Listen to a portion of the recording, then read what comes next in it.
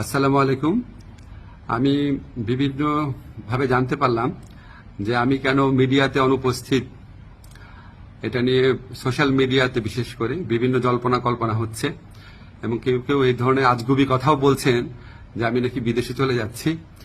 আমি সবাইকে আশ্বস্ত করতে চাই যে এই ধরনের কোনো পরিকল্পনা এমনকি চিন্তাও আমার মাথায় নাই, প্রশ্নই আসে না।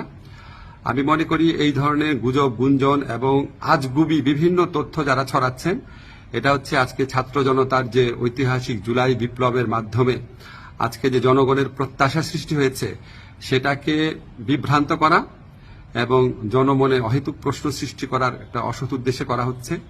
আপনারা কেউ বিভ্রান্ত হবেন না। আমি কয়েকদিন আগেও পত্রিকাতে ইন্টারভিউ দিয়েছি, তবে এটা ঠিক আমি একটু মিডিয়াতে কম আসছি কারণ আমার অনেক কাজ এবং আমার কাছে মনে হয়েছে যদি আমার কার্যক্রমে যদি কোনো অগ্রগতি হয় সেটা আমি জানাবো। অহেতুক এখন তো আমি আর টক শো এর মানুষ না, এখন আমাকে কাজ করতে হবে, কাজটাতে বেশি কনসেন্ট্রেট করতে হবে।